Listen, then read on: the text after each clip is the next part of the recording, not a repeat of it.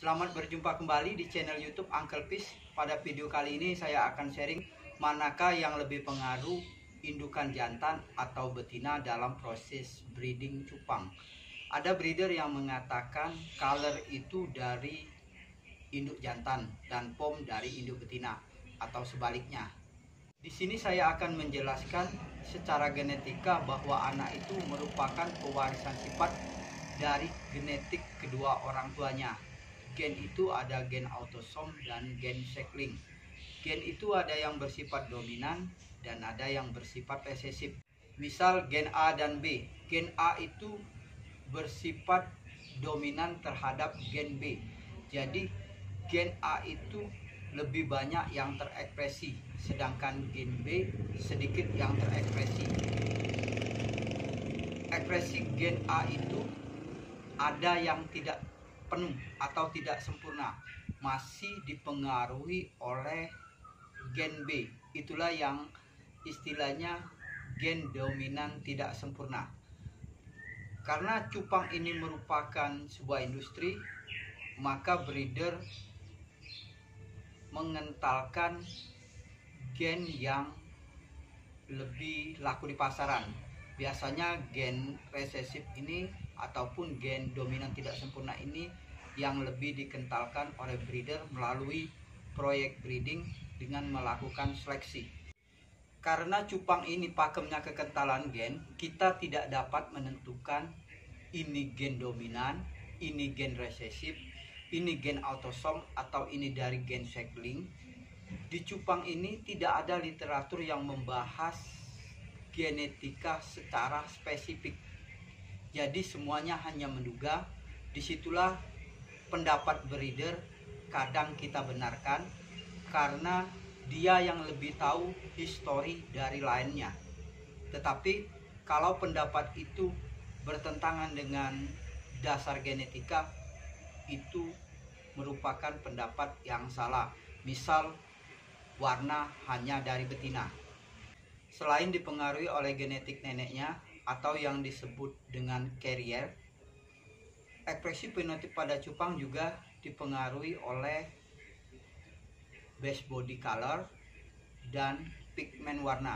Base body color kita hanya menduga, misal base body color koi atau base body color dragon, itu hanya menduga. Serta pigmen warna. Cupang itu menghasilkan pigmen warna dari pakan. Itulah pakan yang berbeda akan menghasilkan ikan yang berbeda. Karena setiap pakan mengandung pigmen warna yang berbeda. Selain itu dipengaruhi oleh lingkungan.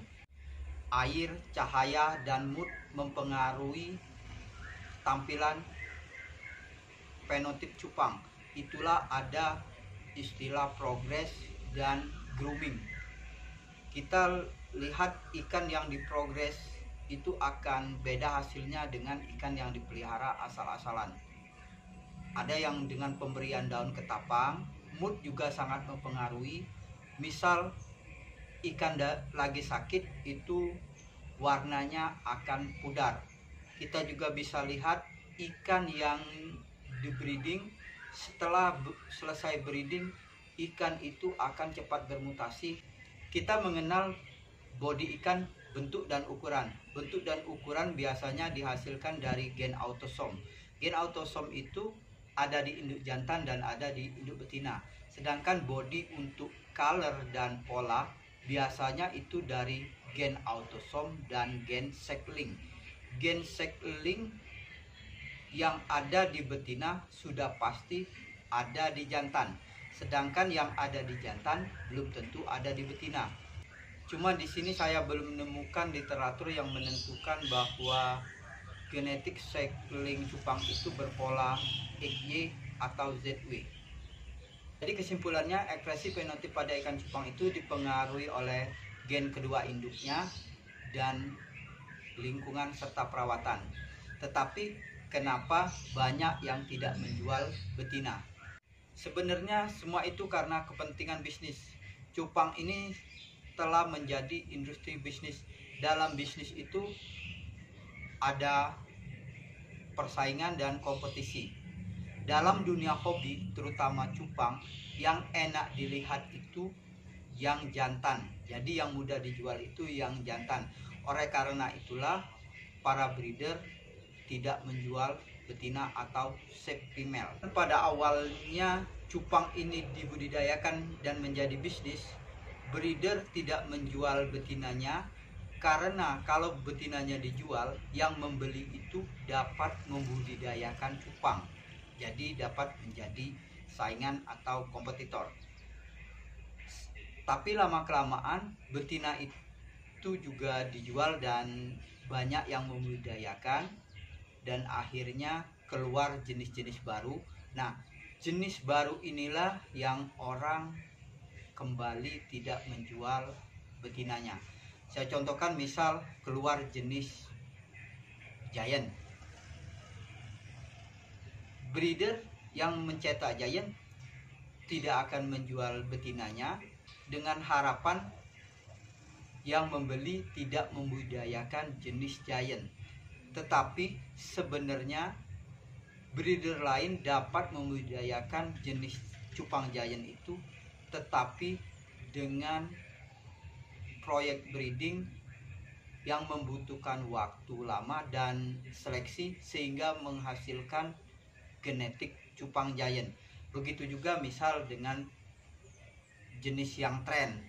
Jadi mereka breeder menyimpan betinanya, misal pada awalnya koi keluar, betina koi itu susah kita beli. Sama juga seperti ikan cupang kualitas. Ikan cupang kualitas ini kita ambil ikan kontes, karena ikan kontes ini merupakan kualitas yang terukur.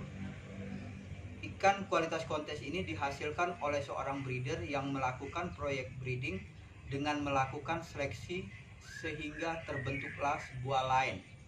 Ikan kualitas juga dapat dihasilkan dari yang bukan proyek breeding, tetapi itu hanya hoki. Oleh karena itulah breeder melakukan sep female agar breeder lain yang membeli ikannya tidak dapat menghasilkan ikan yang kualitasnya sama dengan lain yang dia punya. Walaupun dia menjual, kadang betinanya ditukar dengan betina dengan lain yang berbeda. Apabila lain yang telah berbeda, itu sama saja dengan cross. Crossbreed memang baik, tapi tidak membentuk sebuah lain. Dan breeder itu juga kadang tidak menjual betina walaupun itu reject. Karena betina reject bila dikawinkan dengan ikan yang satu lain akan menghasilkan kualitas seperti lain yang dia punya, walaupun persentasenya mungkin lebih kecil daripada indukan yang grade. Demikianlah sharing dari saya, semoga bermanfaat dan terima kasih.